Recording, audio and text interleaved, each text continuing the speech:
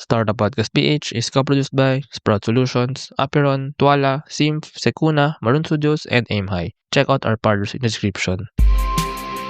Welcome sa Startup Podcast PH, inspiring more Filipino entrepreneurs and innovators. Live tayo ngayon dito sa Makati City sa office ng Mochi Solutions. And of course, we'll be interviewing Mochi Solutions, automated billing solutions built for Filipinos. We have its CEO and co-founder, Guaya Melgar. Hello. Thank you.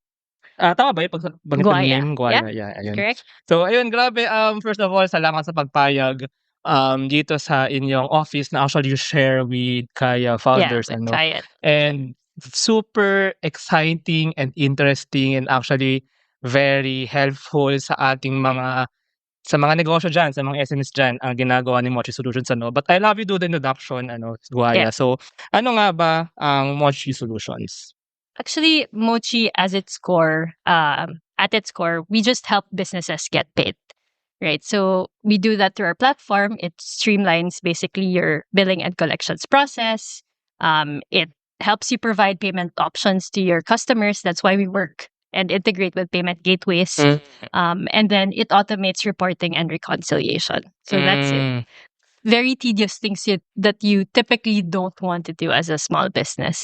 Sige, medyo diinan natin ng onti yan, yung billing problems na yan. Kasi minsan, hindi madali magbenta, pero although nakabenta ka na, Yes. hindi ka pa makakuha ng bayad. Or actually, posible nakabenta ka na, parang meron ng resibo, pero yung cash mismo or yung like amount mismo, if digital yan, is hindi pa agad dadating sa'yo, no? So, pwedeng pa-emphasize lang or parang let's dig deeper lang dun sa problem na yun ng billing. Ano ba yung nagiging problema ng mga SME, ng mga business with regard to like getting the payment actually? Yeah. So, maraming SMEs, no, na they provide the service. Say you're a freelancer, you provide the service, pero yung payment mo is like 30 days after, 15 days after, 60 days after.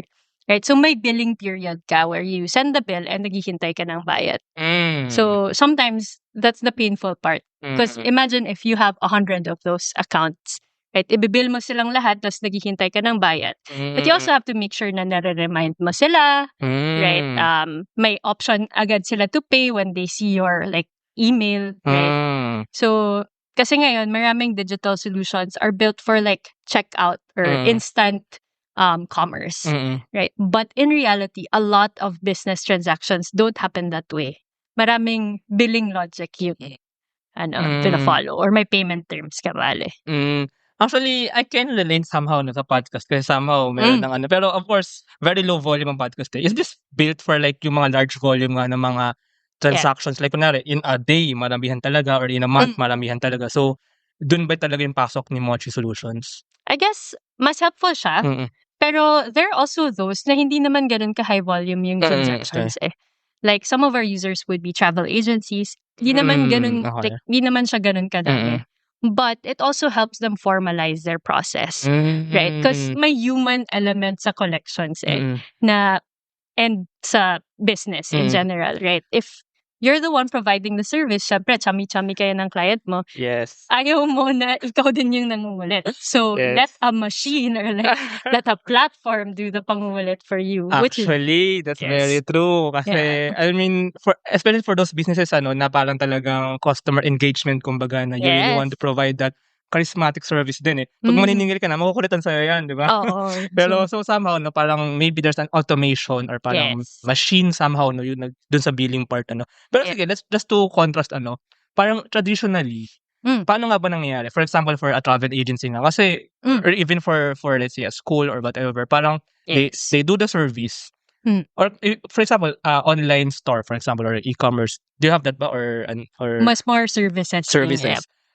They do the service or pwedeng kailangan talaga may bayad muna bago they do the service or whatever. But anyway, sometimes they get the money, like for example, from online banking or maybe GCash or Maya, di ba? So, paano yun? Paano yung parang pasok ni Mochi Solutions dun? Paano siya, So, that's the other tedious part. So, right now, the experience without Mochi is, say you're interacting with your customer on Facebook Messenger, right? So, they order from you, right? You, you lock in the service date or, you deliver the service, right? Pagbayaran na, you send them a billing, right? And sila, they will send you a proof of payment, right? Tapos ikaw as a business owner or like if you're the collections team, hahanapin mo yung proof of payment, tapos babangga mo siya sa bank account Sa mo. Messenger, for example, sa Messenger lang nangyayari yun, Messenger, or email. email, Okay. So, just imagine if you have 50 of those, kahit every month, 50 of those na hahanapin mo, ibabangga mo sa bank account mo, and then i-record mo, right? So, then it becomes a headache. Because, especially if you're like a small business, sometimes, as the owner, ikaw na yung nagde-deliver ng service, ikaw pa yung manining, right? But with Mochi, the experience is more seamless because when you get the like billing email, pwede nang magbayad agad yung customer mo. So automatic na rin yung recording. Wala ka nang hanap-hanap. This or that. Okay. Yeah. Actually, yun yung ano, no, yun yung actually yung problem din, ano, na for example, you do the service after you get paid. Kasi posibleng, pag marami kang transactions, may nagpadala na ng pera, pero hindi mo alam kung yes. nagbayad na ba sila. So, mangyari pa dyan, pwede hindi mo pa ginagawa yung service kasi baka hindi pa nagpadala. Then, sila, ang isip nila is, nagpadala na ako ng pera, ba't wala pa yung service? So, yes. mangungulit na yun sa'yo or ano. Yes. So, pag dito, parang merong back-end somehow na namamanage na yun automatically. Yes. So, you mentioned din na parang when you send the bill, pwedeng they can pay through there, ano. So, paano nga ba nag-work yung parang solution or parang ito si Mochi itself, ano. So, they can pay there, and once they pay there, parang meron din back-end platform yung business na pag nagbayad, nare-record mo kung sino yung nagbayad. kung sino yung nagbayad, tsaka Yes. kung saang bangko, kung saang account, tama ba? Or kung anong payment method. So, Kung anong typically, payment method. sa payments naman, we work with payment gateways. Kasi payment gateways allow you to like bill using different methods. Parang card, e-wallet, bank transfer. Tapos napupunta siya lahat sa wallet mo with a gateway. And then natatransfer na lang siya sa account mo. So, wala ka ng recon na babantayan, basically. Okay. Ang naisip ko analogy, ano, meron kasing analogy sa CRM. But this is not CRM, no? So, may CRM component kami. Meron din. Siyempre, oo. Pero para lang, so ang CRM kasi actually for, I think more siya for, parang for marketing and sales na when you have your leads, pwede mo matrack kung sino yung parang warm lead na parang pwede mo nang mabentahan or mga hindi pa. Dito naman, parang gano'n din siya somehow eh. Para din siyang billing manager. Nakalista lahat and then nakalista doon kung nagbayad na, yes. kung anong klaseng payment method, and kung hindi pa nagabayad, kailan mo kukulitin na ulit, diba? Yes. Something like that. Tama ba? Ganun ba yun? So may autokulit din kami.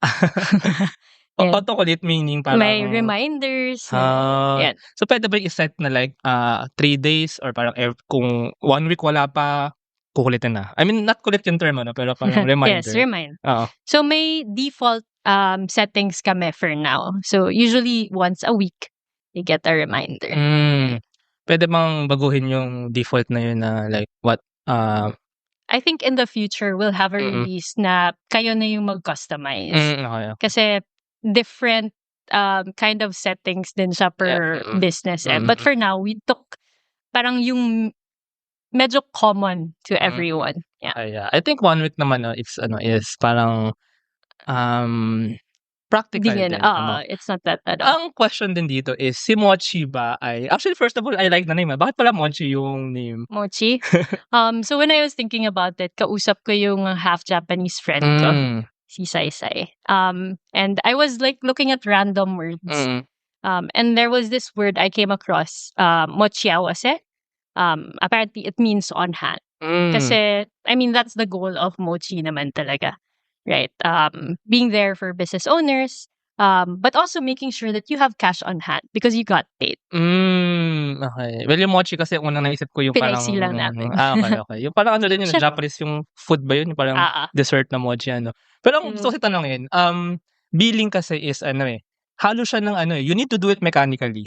Yes. But you also have to be like very charismatic somehow, ano. So yung pangungulit ba or yung like billing ba or yung reminder ba ay very very warm din, may ganung atake din dito.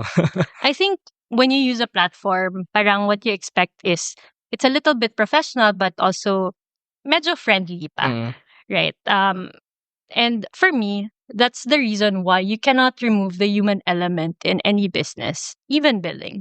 right? You'd think na dapat fully automated siya. But in reality, parang the collections team or the business owner still plays a part, especially in accounts that are difficult to talk to or like, requires a bit more communication. Hindi talaga yun matatanggal ng like platform 100%, right? Yeah. Tsaka second level siya na na parang evolution from billing. Kasi first level is you delegate to another person as a business owner, di ba? Yes. I mean, if you're a startup founder, usually you do everything You do by it yourself yourself, muna, di ba? exactly. Pero syempre, if you wanna do more things na, business development or whatever, yung first thing that will come into your mind is to delegate it. But if you delegate it, it's actually maybe also may cost, of course, kasi you have to pay salary to another person eh. And Yes. second, maybe somehow human error, Yes. may benefit ang human relationship eh, pero somehow may consequence din for human error, ano. So yung Exactly. second evolution dito is it's an automated billing solution, right? Yeah. Tama ba yun? Tama. Yes, exactly. And this is a SaaS, It's SaaS. SaaS meaning it's a subscription, tama ba? Software as a service. Software as a service. So paano siya nag-work on the end of the business na gustong gumamit ng Mochi? For example, do I like subscribe and then I get access to the platform and I can use it, I can customize it for myself? Ganun ba siya? Right now, the level of customization is minimal. Okay. Kasi, syempre, startup din kami. We had to focus on features that everyone needs, right? But yes, so you pay a subscription. But actually, we're, because as a young startup, syempre, you have to balance, like, being able to meet the requirements of your users. But also, like, syempre, you have business goals. But for us, we've always, like, went for like erred on the side of like meeting our users' requirements first. So medyo friendly kami with rates. Like right now, we still have a design lab program. It's open to design partners, meaning users who actively give us feedback, right? Knowing that we're an early stage startup, there are bugs. Sometimes like you see things that pwede pa tong i-improve. Like it doesn't meet my requirements 100%, but I can. Like they can tell us, and we put it in our roadmap. Yeah. So murang halaga ng 188 per month. Oh, you can be a design partner. Oh, that's very mura. Very cheap, right? Yeah. So I mean, eventually, like startups evolve and they will cater to enterprises. That's the goal din naman. But like for us, again, we have very but friendly. good thing you mentioned that kasi yun din yung I think kailangang ma-realize din ng mga tao with regard to startups na it's lalo na for early stage startups that it's it's built from scratch first of all, di ba? Yes. So parang it's also tawag dito you're also when you're a client of a startup, you're also somehow doing benefit to the larger startup ecosystem kasi kayo yung parang beta First tester, try. Yes. first trials So although parang ang advantage is mas mura, 'di ba? Mas mura mo makukuha. Pero kayo actually yung kinukuhanan ng mga feedback, 'di ba? And that feedback will be used to further enhance the platform. So ganun talaga yung workings ng I believe ng startups. It's just an exchange. Kasi naman we charge very high and then we cannot meet the requirements pala, which it also happens, right? So, we try to engage our users as much as possible. Is payroll processing taking too much of your time? Introducing Sprout Payroll Starter. For as low as 5,000 pesos per month, you get a team of experts to help you with your payroll and HR needs. We'll help compute and process payroll, handle all your government compliance requirements, and automate timekeeping. Leave the payroll to us so you can focus on growing your business. Enjoy peace of mind with Sprout Payroll Starter.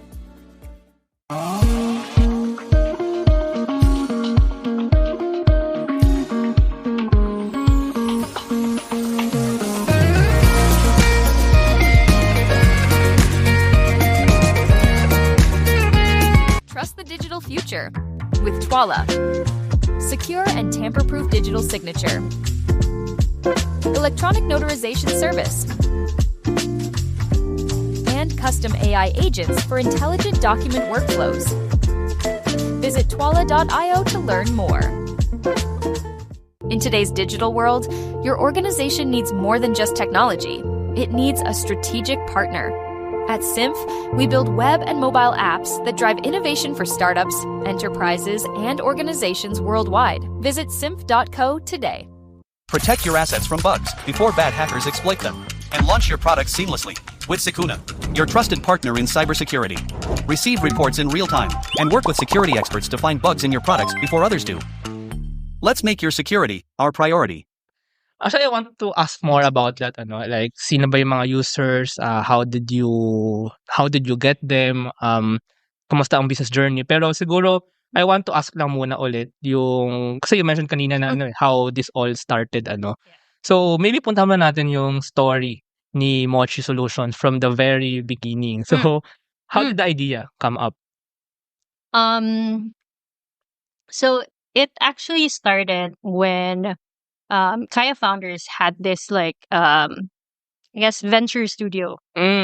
So they would invite different entrepreneurs in residence to try to research and check different startup ideas with them. Right. So I was part of that program in 2022 because that time parang fintech and BNPL was very hyped up. And a few people I know knew I came from another fintech startup. So I had another one before. Before, saan ka ba nanggaling? I had a startup called Vessel. It was credit insurance naman. Oh, okay. So we worked with lenders to minimize their risk. Oh. Right. Ayun. So medyo financial din. yes, access to finance. Although actually talaga. very different yun somehow. Both financial pero with billing, di ba? Parang medyo ibang financial practice siya. Different attack. Yeah. But I think the goal is still the same. It's really to solve the access to finance gap in the Philippines. So just for context, SMEs in the country get around 4.5% of business loans. In our Southeast Asian neighbors, they would get close to 20-21%. So medyo nangungulela talaga tayo in terms of access to finance for SMEs. Right. And I feel like there are different ways to solve it. Right. But for me, one of the biggest reasons why this gap exists is because there is lack of data or lack of data exchange also. Right. Syempre, if you're a lender, you have to make sure that you underwrite borrowers properly. Right. And the only way you do that is if you have a lot of data on them. Right. And that was the first intention behind Mochi. But it just so happened that when we talk to businesses, they would tell us na even before we think of borrowing money, marami na silang problems with getting paid. Okay. So the first problem is the billing problem, right? And then we thought, wow, okay, that's actually a good way or a good data source eventually for access to finance because if you're a billing platform, you get the record the sales data of different businesses, right? What their cash flow is like. So eventually, it can be used as a jump-off point. Yeah, that's actually the raw information that you can use for further financial analysis. Actually, and it's honest data this time because if you're a platform that a business uses every day, like GCash, a lot of people use GCash, right? Constantly, especially now na may mga QR payments and So it's a very good source of honest data. Actually, I think analogy din dyan, sabi nga nila, I have a background kasi sa systems engineering. Ang financial, ito ang lifeblood, ito ang dugo ng negosyo, ng organization. As in dugo, di ba? So para sa health lang yan Para sa health. I mean, you can function, you can work, your blood flows in you. Pero kung di mo alam kung yung BP mo, yung heart rate mo, which is parang yung cash flow mo, or yung pagdatingan ng pera. Yeah. I mean, if you know your health status, if you know your financial status, you can actually do more with that information. Yes. Pero yun, I think dito kayo pumapasok. Siguro in analogy nga dun sa health, yung siguro yung tamang pagdali mo na ng dugo and yung pagkaalam kung paano nga ba dumadalo yung dugo. Diba? Yes. Tama ba yun? Yes. Wow, that's different.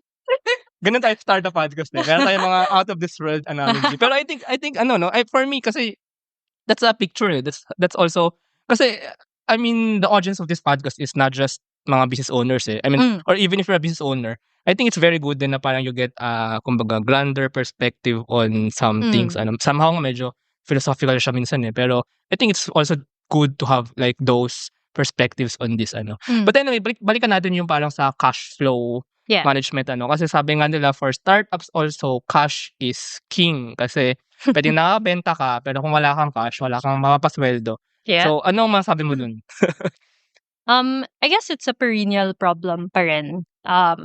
Especially in such a risk-averse, I guess, environment. Kasi syempre, a lot of things happened. Maybe some startups failed. It's part of life, right? And for me, medyo it's hard to balance it because especially if you're like a SaaS startup that needs to build, right? It really requires investors who are willing to support you also. I guess we were slightly lucky in that sense where, we had Kaya founders from the start. We had a few other investors, but I feel like the Philippines is still quite early. Right? We're not at the level of like Indonesia, I also agree. right? Yeah. You can pitch pre-product ideas. It's not the same anymore.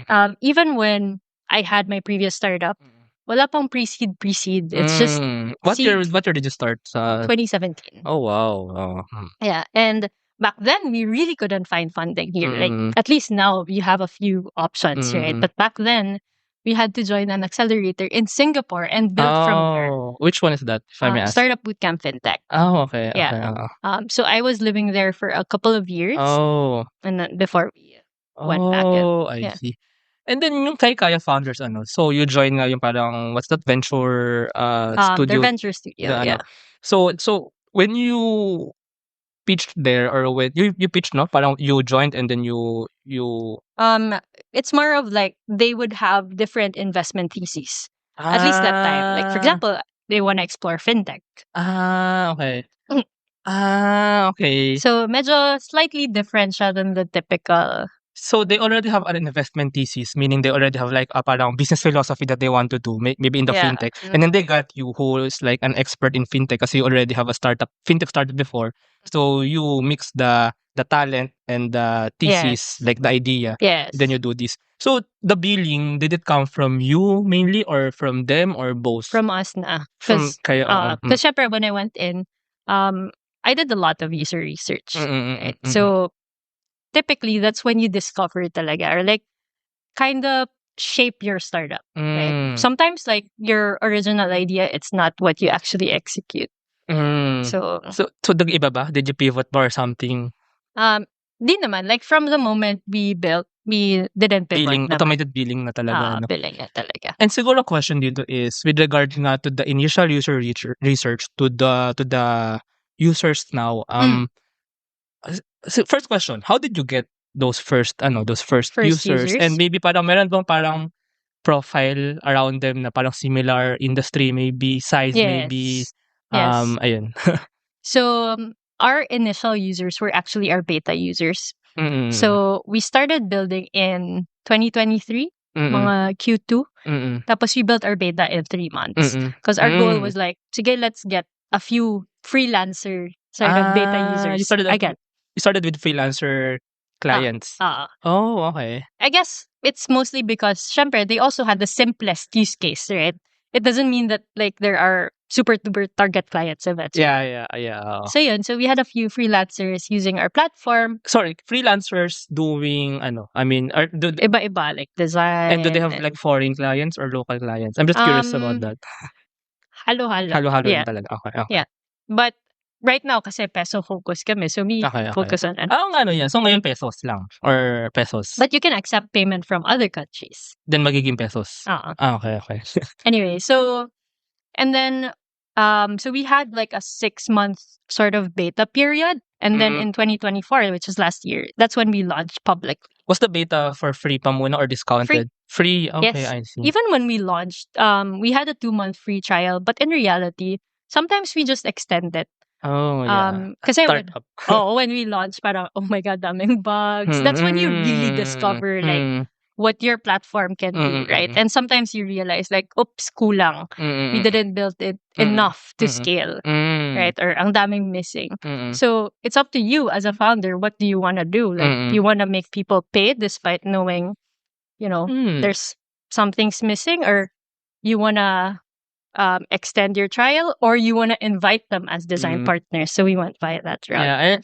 This is actually a good option that you chose kasi you're building this for your clients. So I think this is where you maximize, kumbaga, the feedback that you get from them, right? Yeah. Because as much as you imagine, what the solution is gonna look like, you really cannot, you cannot discount client feedback. It will boil down to them kasi sila naman na nagbabayad actually. Sila ang pinaka-lifeblood nito. But I guess yung balance mo lang is to make sure that you're building for a group of users, not just one user.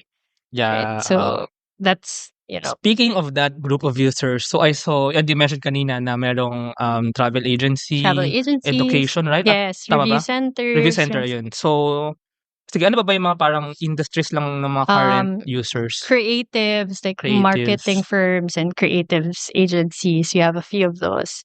May mga random, din, minsan like rent-based companies. Kasi rent is like pretty, it's the same like for Pwede a whole natin year. Pag marami kang real estate, marami kang condo unit or yung mga brokers dyan. Mga broker, yeah. Yeah, actually, baka may mga nakikinig dito ng mga, marami actually sa mga nakikinig ng podcast ay mga SME owners or mga kapwa startups. Yeah. So, siguro ang question is, how do you sell to them? Or parang, or maybe, how do we sell? Parang ano ba yung, bakit nila gugustuhin mag-mochi? Bakit, why will they want to avail mochi? Why will they want to use mochi? Parang ganun. And maybe, sige, invite them na rin. Baka may nakikinig na mga gustong sales pitch. Actually, I think our habit is we don't sell. Our habit is we try to discover your needs.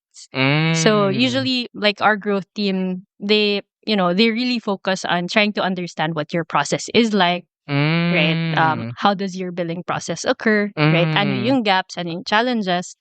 And then, if it's a good fit, we give you the solution.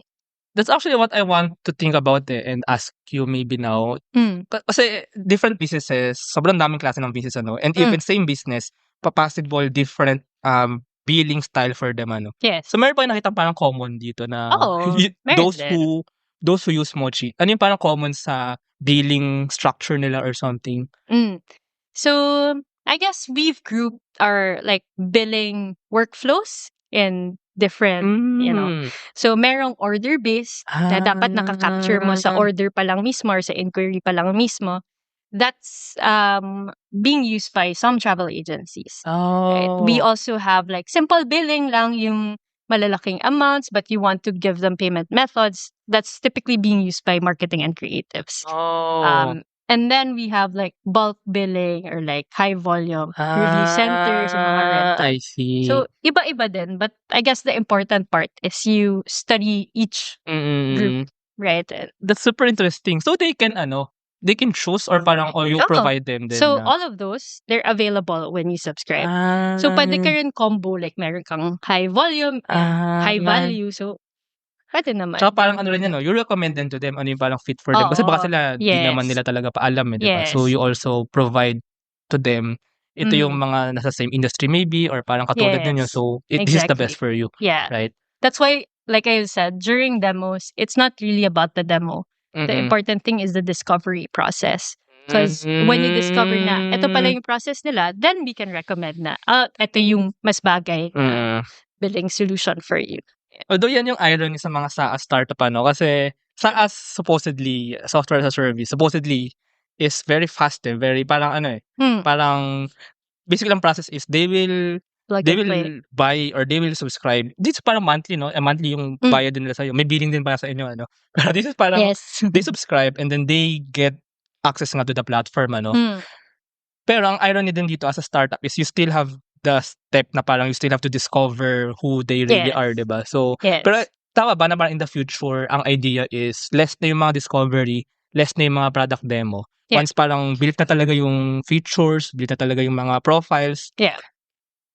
you put the product out there and then they find it in the internet or something, then they Yes. use it. Yeah. Ganun ba ang ano?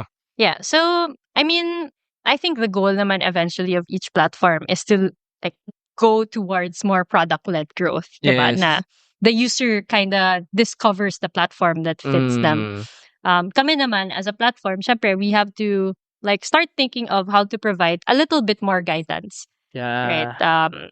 Like how does a user discover like the billing workflow that fits them on the platform? Kasi if you use tools like for example HubSpot, it's so big, right? Parang ano dito yung gagamitan ko, diba? So now that we're in that stage, now we're thinking, okay, how do we properly guide them eventually? So Tsaka ang advantage is ano nga this is for Filipino businesses, right? Yes, So it's somehow baka iba din talaga ang specifics. Baka yung mga Filipino clients, di ko naman generalize, pero baka lang delayed. I mean by culture baka late magbayad or something like that. Baka somehow may may difference. oh, I mean I'm not or saying that may pero penalties pero hindi sina-charge. ay, May baka mga ganun ganun na. pa. Yeah, Yes. So lalo it's na a reality. yeah. So parang you really have to adjust also the design of the platform to the culture then of the users, right? Yeah, a little bit. Yes. Ayun. And then yung platform, so this was built from scratch, ano? Can you share like your team, your co-founder, and then talagang ginawa niyo from scratch, ano? And do you have like a developer team ba who develops Yes. the ano? So we have a small engineering team. I have a tech co-founder, Adrian. I guess there are some components that you don't have to build from scratch, right? May mga like emailing tools that we would use. So not everything naman is from scratch, I'd say. But of course the core platform and the user interface, you obviously have to really build that. I think that's still from scratch kasi I mean you also have a background nga 'di ba sa startups eh. I mean but you still built the product from scratch, right? Tsaka another thing that I want to ask here is so you have a previous startup and now Kaya Founders is like the major investor no or of paano bang setup na major investor talaga of Mochi Solutions ano. So and Kaya Founders I know does not just provide investment ano. So they also provide a lot of things like andito nga actually tayo ngayon sa parang shared office ng Kaya Founders. Andito rin right yung ibang portfolio ni Kaya no. So ano ba yung mga perks, kumbaga, quote and quote na if you have an investor supporting you. Yeah, and specifically Kaya. For Kaya, it's shared office. Syempre, they also provide you their network, right? If you need introductions to like specific businesses, you can always ask for help. I guess the key thing is like you know what you need and you ask for it, right? Because syempre, like as investors, it's not naman that they know everything that's happening to you, right? Or everything that you need. So you still have to communicate. Yeah. And another thing na I learned about Mochi Solutions is client kayo, tama ba? Client ni Aperon. Aperon is one of our co-producers So hello. I think shout out sa Aperon. Shout out kay Giselle and kay Iya. So sila, they also provide like parang professional business service, financial, even accounting, tama ba? Legal, payroll. Yeah. So, ang question ko is, for a startup and for a starting business, kailan dumating yung point that you realized you need to like outsource those business processes and why did you get them? For me, I actually outsourced from the start. From the start? Yes. Oh. Because syempre, you're a startup founder, you have to focus on product, engineering, and growth. For us, like payroll, corporate governance, finance, it's not our core business. So it was very helpful that we had someone like Aperon take care of those. And sometimes it helps that it's a team rather than someone you hire in-house. Kasi the bus factor, if you hire someone in-house, like one person, pag absent siya, wala na agad. Right? But if you have someone like Aperon, which is a team, like there's always somebody you can talk to and they always have a plan who can handle it. Right? So I don't have to think about it or worry about it. That's true. System and mas reliable kasi hindi lang tao, it's a system. Yeah. And it's Parang ano rin, parang Mochi din, no? Na hindi lang tao yung nag-aasikaso ng billing. It's parang a platform or a system na will be Yes. there, will be reliable 24/7. I mean, Yeah. most of the time talaga. Yeah. Sometimes you think nakakatipid ka with like hiring one person, but the opportunity cost kasi of your time as a founder is actually very high. So, And I think ang advantage dito din kasi is you got invested by Kaya. So you have like the initial capital then to outsource to them, no? To like a business. Actually, until now, I don't know the exact term for them. Kasi they're a wide array of professional business services. May financial nga, may financial analysis, Legal, may legal, may tax compliance, accounting, may bookkeeping din, may payroll, may HR, etc. So, yeah. parang wala pa umbrella term for that. But anyway, Full outsourced na service. this is what I'm thinking about kasi. Like for startups nga, na kailangan na ba talaga sa simula pa lang, Yeah. you already get the services or maybe you validate muna, you test nga muna. How does it happen ba?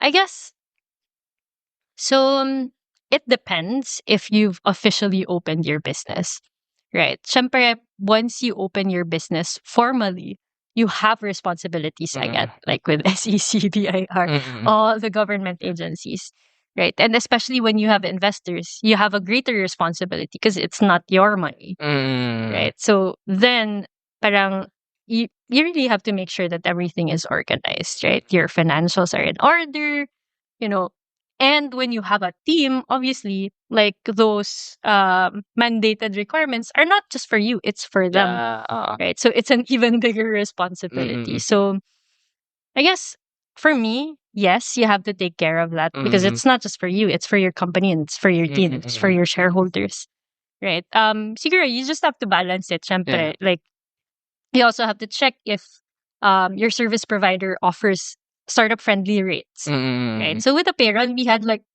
friendly rates at the start, and then they started increasing as the business is growing. Yeah. So yeah, I think yun nga din yung nakuha ko dito from Aperon. I think they really will join you from seed to growth yeah, And I guess ano nga rin, while you scale the team, while you grow the team, yeah. I think mag-grow din yung, kumbaga part talaga sila ng growth nung startup, right? From seed to whatever stage you go into, right?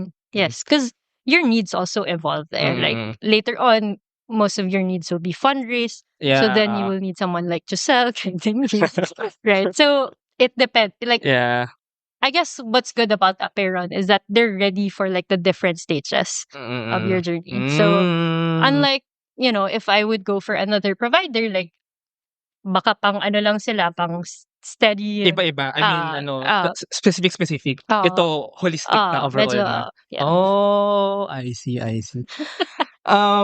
Shout out, I like that.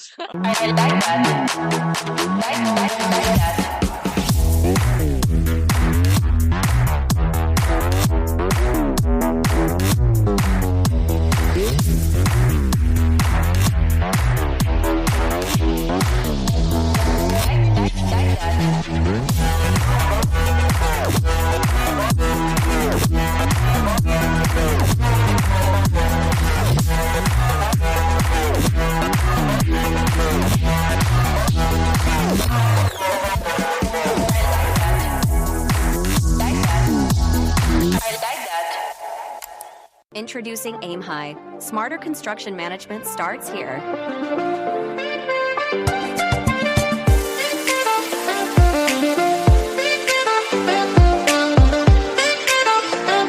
Monitor costs and progress with real-time insights. Plan ahead and adapt with streamlined scheduling tools. Make data-driven decisions to avoid costly delays. Increase efficiency and profit with Aim High.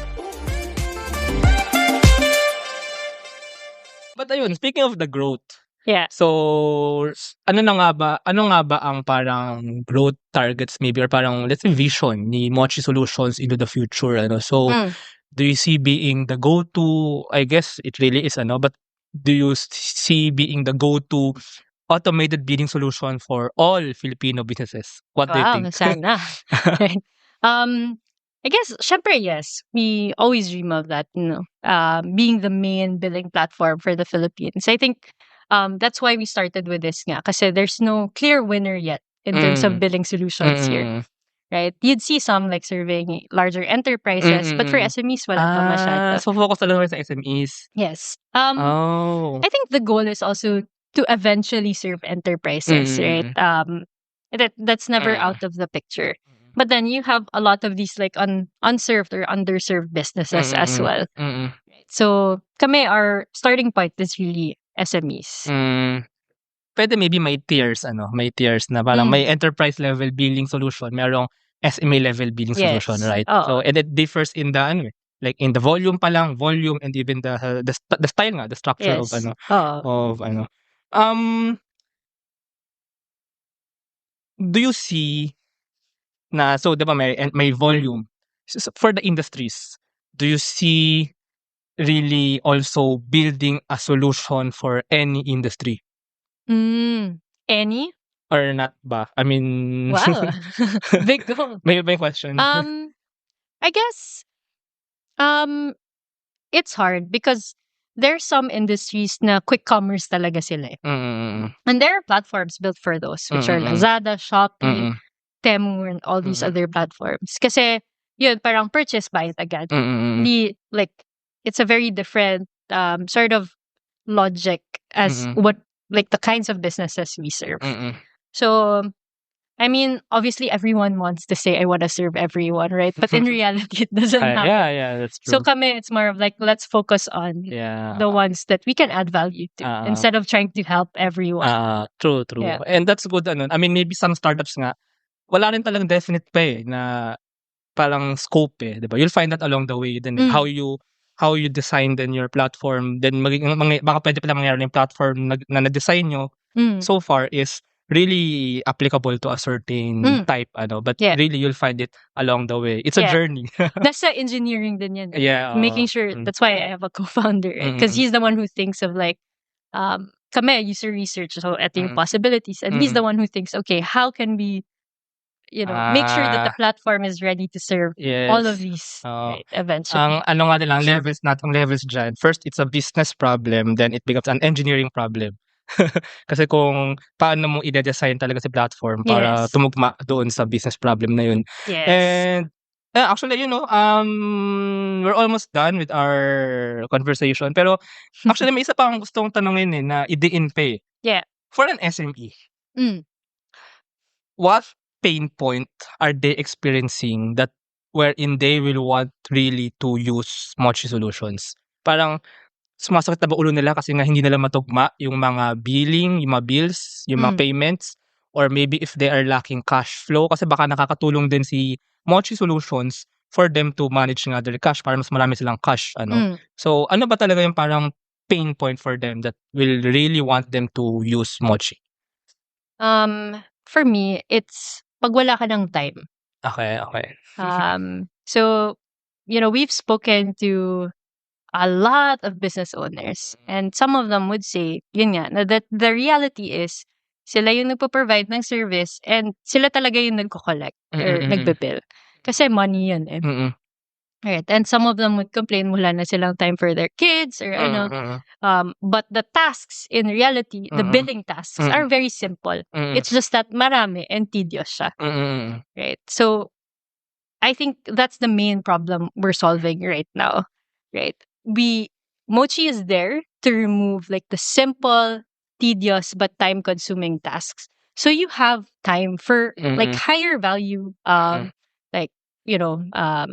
tasks or work, right? And also time for yourself and your family. So may dadagdag pa ako may naisip kasi ako na have you found parang a certain level of volume of transactions that wherein they will really want to use Mochi? Parang kunwari 50 a month or whatever. Have you found that spot or 50 a month is masakit na. Especially pag tatlo lang kayo sa team, right? Yes. And there's just one person doing that most likely. So this is what I realized lang yun bigla Do you know yung parang mga sila Patreon, yung mga ganyan? Ganun din yun kasi they also parang billing and then you will provide something to them. Yeah. Now, actually, I'm gonna share naman sa Startup Podcast. May ganun din kasi akong business model somehow. Okay. May mga partners or let's say sponsors na nagpe-pay and sometimes nga it's hard to remind them. It's hard. And lalo na ako, diba? As a person kasi I'm very warm eh. Pero kukulitin Yeah. ko, di ba? Nakaka-visit Yes. yun, di ba? Yeah. So baka may visit ko ng plan sila. Although, I mean, naturally kasi I'm a warm person eh. Pero, di ba? I mean, somehow, that kung 188 pesos per month, I'm not a full-fledged business owner. I'm a podcaster eh. Pero, Yeah. that's actually very attractive. 188 per month, napakaliit To the lang nun price eh. of coffee. Tsaka ang kita ko dito mawawala sa akin, sa sakit ng ulo, first thing nga yung reminders. Naka-integrate ba 'to? Like naka-integrate sa email? Automatic mag-e-email? Yes. Oh. So all the I emails can are set that up na parang, kunwari may listahan ng mga mga clients. Ito yung email nila. I can set up sa platform na itong mga 'to, click. Mase-send na sila ng weekly reminder. Yeah. So naka-set up na yung time. So for example, your billing is due. You set it up, diba? Billing is due end of month. Automatic na yun. So you don't have to click anything. Just one time Yes, setup. gets. Meron nga kami na ano eh. So they charge rent, right? So, So that's say 2 years worth of rent na every month dapat. So they set it up once and it's 2 years worth of like okay. automated billing and collections. Okay. Right? Ako mismo I'm Oh. Tsaka ano ba, naka-integrate din Ibibil ba mo ba 'to? si Giselle? Pero I mean, I actually no, Josel, may mga iba na eh, they paid really early, as in really early. Bago pa ako nag-start ng mga ng mga, well, not Josel, necessarily, pero I mean, iba-iba talaga eh. Pero may nag-pay talaga super early, may nagpe-pay, mayroong mga nagsasabi na, we will do this by the 27th, ganyan, pero wala pa rin, ganyan. So, ako ngayon, gagawin ko na ba yung service or hindi pa? Kasi wala pang dumadating na cash eh. What if bigla sila mag-back out or something, diba? Yeah. So, ang question ngayon, naka-integrate din ba ito na pwedeng, pag nagbayad na, manonotify ako or something? Nag-change naman yung status ng ano. And may email din sa'yo na nagbayad. Oh. Tapos, automatically mag-change ng status dun sa platform. Yes. Okay. This is wonderful. Yes. Free trial. May free trial pa ngayon? Yeah. Okay, I'll try. Yeah. I'll try. Ayun, So, so... sabihin mo pag may bugs. Sige. Pero ayun, nabentahan na naman tayo ng isang startup, Pero hindi, kasi really, although siguro ang transactions per month, lang ako, mga 30 actually. Hindi, yung iba kasi automatic na eh. But very complicated din kasi but siguro huwag natin discuss dito, Pero yung may iba kasi sa kanila, nagbabayad once per year, lump sum. Merong mga per month, ganun. Merong parang per month. So, may complicated structure din somehow sa podcast eh. But, I'll explore. And siguro yung mga iba dyan na mga SMEs nga, businesses na wala nang time mag-handle ng billing, pag-remind ng billing, pag-tugma-tugma, and yung manonotify ka kung nagbayad na ba, and dapat mo nang bigyan ng service. So, try out Mochi Solutions. So, you may be a broker, a real estate owner, a tutor center, madami. So, freelancer, travel agency nga, ano ba? Aside from that? Rental, anything rental based, right? Equipment, yes. space, like may mga micro warehousing kami. Yeah. Yung mga co-working space din actually pwede, Pwede rin. Yeah. Tsaka yung mga may membership somehow, para sa mga may membership and subscription. clubs, yeah. Newsletter even, pwede. Dami mo. Gusto mo maging growth team? Hindi kasi Yeah. Madami talaga. Ay, oo nga. Okay. Tsaka alam mo ba? I'm not sure pero first time ko tong may na-interview na billing solution for Filipino businesses. I mean, not be just adept pa sa mundo ng Yeah. Pero meron akong na-interview, billing, Filipino company, billing, pero hindi Filipino company sa serve. Outside Philippines. Pero they're a Filipino company. Nasa past episodes yun. Oh, that's cool. Nung na-interview ko nga sila, ba't wala pang ganito for Filipino businesses? And then ngayon, kayo pala. Ngayon. Yes. So, but ayun, this is actually something. I mean, of course naman, kaya invested on them so they know that it's really something. Pero for me din, baka it's something for me as a user. Yeah. But, ayun, maraming salamat ulit, Guaya, for this conversation. Thank you. Almost 45 minutes tayo and I think ang dami natin napag-usapan. Thank you sa mga na-share mo na experiences din. And kumbaga how you built Mochi, how you grew Mochi, and ano pa talaga si Mochi. If our listeners pala want to know more about Mochi Solutions, maybe they want to use or maybe they want to be a beta tester or a growth team or something. So how can they contact you? Nag-apply. So you can either go to our website, mochi.ph. May form naman doon that you can fill out, or just email directly our growth team, growth@mochi.ph. Ayun. Okay, so and thank you sa mga nakinig and salamat ulit for Thank this you. conversation. Thank you. Thank you very much to our 57 patrons. This episode is super powered by AskXPH Academy, our official e-learning partner. Get certifications on Lean Six Sigma, project management, data science, and more. Founders Launchpad, our ecosystem partner. Early stage accelerator providing venture capital funding, operational support, and mentorship. Gumdrop Lab, creating scalable apps to transform your ideas into digital experiences. Cloud CFO, tech-forward cloud-based accounting service provider for businesses. Cloverly Tech, all-in-one digital platform for property developers. Body Beaties, accessible and personalized diabetes self-management application. HKB Digital Services, tech-based business tools including payroll, ticketing, and loyalty rewards. Hyperstocks, digital banking enabler for rural and thrift banks. One CFO, CFO services, bookkeeping and tax, and payroll processing for startups and small businesses. Unawa, driving digital transformation with secure, legally enforceable electronic signatures and robust AML compliance. Schooltech, all-in-one AI-integrated school and learning management system. Better Support, a Manila-based BPO company. They are offering a referral program for anyone who can bring in new clients. Let us know if you know any Western-based business that might have a need. Britana, cloud-based enterprise-grade ERP solution that fits a small and medium business budget. Wonder Brand, data science-driven brand strategy and design company for emerging markets. Fail Coach, business training, coaching, and consulting for startups and SMEs who are scaling or finding product market fit. Drive Manila, Philippines' largest peer-to-peer car rental community. East Point Business Outsourcing Services, one-stop shop for streamlined business solutions for MSMEs such as business registration, bookkeeping, and more. Doon, Philippines' first fully insured peer-to-peer car sharing marketplace. Hire Business Solutions, provider of the most configurable cloud-based payroll system in the Philippines. DVCo Technologies Incorporated, IT solutions specializing in software development, blockchain smart contracts, digital wallets, and cybersecurity. Mata Technologies, Philippines' premier provider of virtual tours and maps for LGUs, real estate, tourism, and private businesses. Looking for buy and sell online with Sigurado sellers. NutriCoach, personalized nutrition and weight loss programs for you. This episode is powered by Pareto Consulting, Jure.ph, Big Giant Games, Pahatid PH, Wishless PH, Tech Tribe, Yay, Uplift Code Camp, Board Prep, Dohe Philippines, Edfolio, Hive Rooms, Kazam, Code Sham, Sirius MD. Support the podcast through the links in the description.